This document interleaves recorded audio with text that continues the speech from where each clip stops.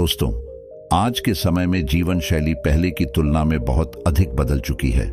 पहले के समय में आर्षि महर्षि कई वर्षों तक ध्यान लगाकर एक ही स्थान पर बैठे रहते थे। उनका मन इतना अधिक एकाग्र रहता था कि वह सबसे अधिक शांत और ज्ञानी बन जाते थे। लेकिन आज की जीवन शैली में मन को एकाग्र करना बहुत ही ज्यादा मुश्किल हो चुका है। हमारे पास बहुत सी ऐसी चीज हैं जिनसे हमारा मन कुछ ही सेकंड में डिस्ट्रैक्ट हो जाता है। एक डिस्ट्रैक्टेड मन से किया गया कार्य सफल नहीं होता है, उसमें कोई ना कोई त्रुटि अवश्य रह जाती है। इसलिए अगर हम जीवन में सफल बनना चाहते हैं और काम में ध्यान लगाना चाहते हैं तो सबसे पहले मन को एकाग्र करना सीखना होगा, क्योंकि बिना मन को एकाग्र किए हुए हम कभी बेहतर परिणाम नहीं पा सकते हैं। आइए आपको बौद्ध सन्यासी और राजा की एक कहानी सुनाते हैं। इस कहानी में बौद्ध सन्यासी ने राजा को उनकी सबसे मुख्य समस्या से छुटकारा दिलवाया। कहानी शुरू करने से पहले चैनल को सब्सक्राइब कर लें और वीडियो को लाइक कर दें। दोस्तों, गौतम बुद्ध की शिक्षा हर किसी के जीवन को नई दिशा दे सकती है। अगर आप भी इसे मानते हैं तो कमेंट्स में नमो बुद्धाय लिखना मत भूलिए। बहुत समय पहले की बात है, एक नगर में प्रसिद्ध राजा थे। वह बहुत ही दयालु और बुद्धिमान माने जाते थे, किंतु उनके साथ एक समस्या थी कि वह एकाग्र नहीं रह पाते थे और इस कारण कई बार वह कार्य को गलत तरीके से कर देते थे। इसके बाद परिणाम बड़ा ही भयंकर हो जाता था। राजा के सभी मंत्री राजा की इस आदत से परेशान थे। जब राजा दरबार में बैठते थे तब उन्हें अपने महल की याद आती थी। जब राजा अपने महल जाते थे तब उन्हें दरबार के महत्वपूर्ण कार्य याद आते थे। इस कारण राजा ने कई बार गलत निर्णय लिए और प्रजा को मुसीबत में डाल दिया। राजा के दरबार में एक बड़ा ही चतुर मंत्री था। राजा उसे अपना मित्र मानते थे। एक दिन वह मंत्री राजा के पास पहुंचा। उन्हें उनके द्वारा लिए गए गलत निर्णय के बारे में बात की। तब राजा ने कहा कि इसमें मेरा कोई दोष नहीं है मंत्री, मैं कभी भी एकाग्र नहीं रह पाता हूं। मैंने एकाग्र रहने की बहुत सारे प्रयास कर लिए, किंतु सभी असफल हो गए। मैं जब भी कोई कार्य करता हूं तो मेरे दिमाग में उससे जुड़े हुए 50 तरह के दूसरे विचार आने लगते हैं। मैं अपना मुख्य कार्य छोड़कर बाकी सभी बातों के बारे में सोच लेता हूं और इस प्रकार एक ध्यान भंग व्यक्ति कैसे अपना कार्य ठीक ढंग से कर सकता है। मंत्री राजा की समस्या को समझ चुका था। उसने राजा को सलाह देते हुए कहा कि मैं एक ऐसे सन्यासी को जानता हूं जो आपकी समस्या को दूर कर सकता है। राजा ने तुरंत मंत्री से कहा कि उस सन्यासी को राज्य में बुलाओ। मंत्री ने मुस्कुराते हुए कहा कि वह सन्यासी दरबार में नहीं आ सकते, आपको स्वयं उनके पास जाना होगा। राजा ने सन्यासी से मिलने का निर्णय लिया। अगले दिन राजा सन्यासी के आश्रम की ओर चल पड़े। आश्रम पहुंचने के बाद उन्होंने देखा कि एक साधारण व्यक्ति आश्रम के बाहर सफाई कर रहा है। उन्होंने तुरंत उस व्यक्ति से कहा कि मुझे आपके गुरु सन्यासी से मिलना है, वह कहां पर मिलेंगे? उस व्यक्ति ने राजा को वहीं पर बिठा दिया और कहा कि आप यहीं पर बैठिए, मैं उन्हें बुलाकर लाता हूं। राजा वहीं पर बैठ गए। उस साधारण व्यक्ति ने आश्रम के अंदर प्रवेश किया, किंतु यह क्या, वह साधारण व्यक्ति जब आश्रम से बाहर आया तो उनका रूप बौद्ध सन्यासी के समान था। राजा उन्हें देखते ही पहचान गए और बोले, आप तो वही साधारण व्यक्ति हैं। तब बौद्ध सन्यासी ने कहा कि जब मैं आश्रम की सफाई करता हूं तब मैं एक साधारण व्यक्ति बन जाता हूं। जब कोई व्यक्ति मुझसे सन्यासी के रूप में मिलना चाहता है तब मैं सन्यासी बन जाता हूं। राजा को बड़ा ही आश्चर्य हुआ। राजा ने बौद्ध सन्यासी को बताया कि उनका मन एकाग्र नहीं हो पाता है। जब भी वह कोई कार्य करने जाते हैं तब उनके मन में तरह तरह के दूसरे विचार आने लगते हैं और इस प्रकार उनका कार्य असफल हो जाता है। राजा ने कहा कि हे बौद्ध सन्यासी, आप बहुत ही एकाग्र व्यक्ति हैं, कृपया करके मुझे वह मंत्र बताइए जिससे कि आप अपना मन एकाग्र रखते हैं। उसे मंत्र के विषय में जानकर मैं भी अपना ध्यान एकाग्र कर सकता हूं और अपनी समस्या से छुटकारा पा सकता हूं। तब बौद्ध सन्यासी ने कहा कि हाँ, अवश्य, मैं आपको वह मंत्र बता सकता हूं, किंतु उससे पहले आपको मेरा एक कार्य करना पड़ेगा। मैं अभी तक आश्रम के पौधों में पानी नहीं डाला है, क्या आप मेरी सहायता कर सकते हैं? राजा ने मन ही मन सोचा कि यह तो बहुत सरल कार्य है। राजा ने बौद्ध सन्यासी से कहा कि हाँ अवश्य, मैं सारे पौधों में पानी डाल देता हूँ। बौद्ध सन्यासी ने कहा कि यह कोई सामान्य पौधे नहीं है, इस कारण पौधों में पानी डालने के लिए एक विशेष प्रकार का नियम बनाया गया है। राजा ने नियम के बारे में पूछा। बौद्ध सन्यासी ने कहा कि यह कुल 20 पौधे हैं और नियम यह है कि पौधों में पानी डालते जाना है, किंतु जिस पौधे तक पहुंचकर आपका ध्यान भटक जाए या मन में दूसरे विचार आ जाएं, तब आपको फिर से पहले पौधे के पास आ जाना है और इस प्रकार बिना मन को भटकाए हुए 20 पौधों में पानी डालना है। राजा ने पौधों में पानी डालना प्रारंभ किया, किंतु जैसे ही 5वें पौधे के पास पहुंचे, उनके मन में तरह तरह के विचार आने लगे। वह सोचने लगे कि यह पौधा एक दिन खूब बड़ा हो जाएगा और ढेर सारे फल फूलों से लद जाएगा। तभी राजा को बौद्ध सन्यासी के नियम की याद आई और नियम के पालन के लिए राजा फिर से पहले पौधे के पास पहुंच गए। राजा ने फिर से पानी डालना प्रारंभ किया। इस बार राजा पहले से अधिक सतर्क थे। राजा ने बड़ी सावधानी के साथ 10 पौधों में पानी डाल दिया। 11वें पौधे के पास पहुंचते ही फिर से उनके मन में दूसरे विचार आने लगे। उन्हें अपने बगीचे के पौधों की याद आने लगी। थोड़ी देर सोच विचार करने के बाद जब उन्हें ध्यान आया कि बौद्ध सन्यासी ने उन्हें कुछ नियम बताए थे, तब राजा फिर निराश हो गए और वापस पहले पौधे के पास पहुंच गए। इस बार राजा पहले से अधिक सतर्क हो चुके थे। उन्होंने बिना मन भटकाए लगभग 15 पौधों में पानी डाल दिया था। तभी उन्हें ध्यान आया कि अब तो उनका कार्य लगभग पूरा हो चुका है। बौद्ध सन्यासी उन्हें मंत्र बताएंगे और वह दुनिया से सबसे अच्छे निर्णय लेने वाले राजा बन जाएंगे। किंतु एक बार फिर राजा का ध्यान भटक चुका था।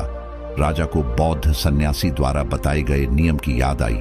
तब वह बहुत अधिक दुखी हो गए और फिर से पहले पौधे के पास पहुंचे।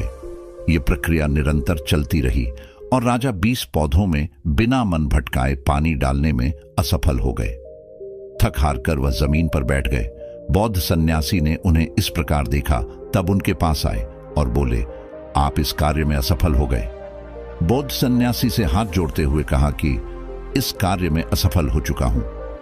मेरा मन इतना अधिक भटकता है कि अब यदि आपने मुझसे पौधों में पानी डलवाया तो सारे पौधे खराब हो जाएंगे।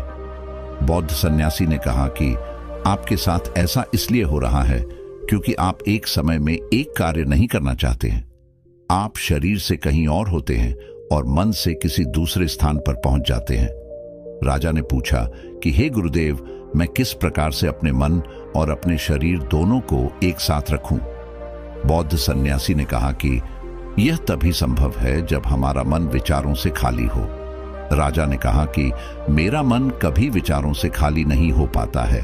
मैं जब भी कोई कार्य करने जाता हूं, मेरे मन में तरह तरह के विचार आने लग जाते हैं। मैं स्वयं को उलझा हुआ पाता हूं। ऐसा लगता है एक चक्रव्यूह में फंस गया हूं और वहां से निकल नहीं सकता हूं। राजा की बातें सुनकर बौद्ध सन्यासी मुस्कुराए और बोले, राजा, तुम पौधों में पानी नहीं डाल रहे, तुम तो बस जल्दी जल्दी अपना कार्य समाप्त करना चाहते थे। तुम्हें पहले जो काम दिया गया है उसी पर ध्यान लगाने के स्थान पर तुम अगले पड़ाव के विषय में सोच रहे थे।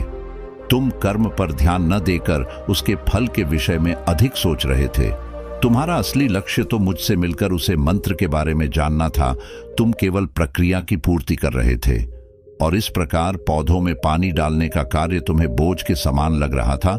याद रखो, जब किसी कार्य को बहुत समझकर किया जाता है तब उस कार्य पर मन कभी एकाग्र नहीं हो पाता है और यही कारण है कि पौधों में पानी डालते समय तुम अपने मन को शांत और एक स्थान पर नहीं रख पाए। जब हमारा मन किसी कार्य को बोझ समझने लग जाता है तब हम उस कार्य को किसी भी तरह से जल्दी जल्दी समाप्त कर लेना चाहते हैं, इसलिए उस कार्य में अपना 100% नहीं दे पाते। किंतु यदि तुम उस क्षण को महत्वपूर्ण मानते और अपना सारा ध्यान केवल पानी देने पर लगाते, तब तुम्हारा मन निश्चित ही एकाग्र रहता और तुम्हारे मन में दूसरे विचार नहीं आते। वह तुम्हें कभी परेशान नहीं करते। राजा ने कहा कि हे गुरुदेव, मैंने पूरे मन से इस कार्य को करने का प्रयास किया है, किंतु को एकाग्र रखना बहुत ही कठिन प्रतीत होता है। क्या मुझे मन को एकाग्र रखने के लिए कोई तपस्या करनी होगी? बौद्ध सन्यासी ने कहा कि तप अवश्य तुम्हारी सहायता करेगी। शांत मन तुम्हारे पास पहले से मौजूद है, उसे कार्य में लाने की, सक्रिय करने की आवश्यकता है। यदि तुम तपस्या के माध्यम से मन को एकाग्र करना चाहते हो, तब तुम्हें ध्यान करने की कला सीखनी चाहिए। ध्यान में हम अपनी सांसों को महत्व देते हुए अपने सारे ऊर्जा उस पर लगा देते हैं। इसलिए अपनी सांसों पर ध्यान देना सीखो। तुम कोई भी कार्य करते समय अपनी सांसों को ध्यान में रखो। कोई भी क्रिया जो तुम्हें वर्तमान से दूर ले जा रही है, उस समय अपनी सांसों पर ध्यान केंद्रित करके तुम वर्तमान में वापस आ सकते हो। इस प्रक्रिया को और अच्छी तरह करने के लिए कुछ क्षण अपने आसपास के प्रकृति पर नजर डालो। देखो कि आसपास क्या हो रहा है और इस प्रकार से तुम वर्तमान में वापस आ सकते हो। ऐसा करने से तुम्हारे मन में कार्य को जल्दी जल्दी खत्म करने का विचार नहीं आएगा, बल्कि एकाग्र होकर उस कार्य को खत्म करोगे। कार्य छोटा हो या बात निश्चित थी, तुम्हारा सारा मन, सारी ऊर्जा उस पर ही लगी रहेगी। इस प्रकार तुम्हें ज्ञान और शांति दोनों ही प्राप्त होंगे। ये वह क्षण होता है जब हमारा मन इधर उधर नहीं भटकता है और मन में दूसरे विचार नहीं आते हैं। इस प्रक्रिया में कर्ता और कर्म एक हो जाते हैं। इस प्रकार हम भीतर से शांत महसूस करते हैं। जो मन मुश्किलों में शांत रहता है, वही उत्तम निर्णय लेता है। ध्यान की प्रक्रिया को सीखने के लिए अभ्यास सबसे महत्वपूर्ण है। अभ्यास के द्वारा ही ध्यान की बारीकियों को सीखा जा सकता है। बौद्ध सन्यासी की बातें सुनकर राजा ने बौद्ध सन्यासी को धन्यवाद देते हुए कहा कि अब वह अपनी सारी ऊर्जा ज्ञान की कला को सिखाने में लगाएंगे। साथ ही अपने राज्य में जाकर अपने मंत्रियों और अन्य सभी को ध्यान और मन एकाग्र करने की महत्व को अवश्य बताएंगे। यदि तुम तपस्या के माध्यम से मन को एकाग्र करना चाहते हो, तब तुम्हें ध्यान करने की कला सीखनी चाहिए। ध्यान में हम अपनी सांसों को महत्व देते हुए अपने सारे ऊर्जा उस पर लगा देते हैं। इसलिए अपनी सांसों पर ध्यान देना सीखो। तुम कोई भी कार्य करते समय अपनी सांसों को ध्यान में रखो। कोई भी क्रिया जो तुम्हें वर्तमान से दूर ले जा रही है, उस समय अपनी सांसों पर ध्यान केंद्रित करके तुम वर्तमान में वापस आ सकते हो। इस प्रक्रिया को और अच्छी तरह करने के लिए कुछ क्षण अपने आसपास के प्रकृति पर नजर डालो। देखो कि आसपास क्या हो रहा है और इस प्रकार से तुम वर्तमान में वापस आ सकते हो। ऐसा करने से तुम्हारे मन में कार्य को जल्दी जल्दी खत्म करने का विचार नहीं आएगा, बल्कि एकाग्र होकर उस कार्य को खत्म करोगे। कार्य छोटा हो या बात निश्चित थी, तुम्हारा सारा मन, सारी ऊर्जा उस पर ही लगी रहेगी। इस प्रकार तुम्हें ज्ञान और शांति दोनों ही प्राप्त होंगे। ये वह क्षण होता है जब हमारा मन इधर उधर नहीं भटकता है और मन में दूसरे विचार नहीं आते हैं। इस प्रक्रिया में कर्ता और कर्म एक हो जाते हैं। इस प्रकार हम भीतर से शांत महसूस करते हैं। जो मन मुश्किलों में शांत रहता है, वही उत्तम निर्णय लेता है। ध्यान की प्रक्रिया को सीखने के लिए अभ्यास सबसे महत्वपूर्ण है। अभ्यास के द्वारा ही ध्यान की बारीकियों को सीखा जा सकता है। बौद्ध सन्यासी की बातें सुनकर राजा ने बौद्ध सन्यासी को धन्यवाद देते हुए कहा कि अब वह अपनी सारी ऊर्जा ज्ञान की कला को सिखाने में लगाएंगे। साथ ही अपने राज्य में जाकर अपने मंत्रियों और अन्य सभी को ध्यान और मन एकाग्र करने की महत्व को अवश्य बताएंगे। प्रकार बौद्ध सन्यासी ने राजा को मन को एकाग्र करने के सबसे बेहतरीन नियम बताए। धन्यवाद दोस्तों, उम्मीद करते हैं कि आपको यह वीडियो पसंद आई होगी। इस वीडियो को अपने परिवार और दोस्तों के साथ शेयर करें।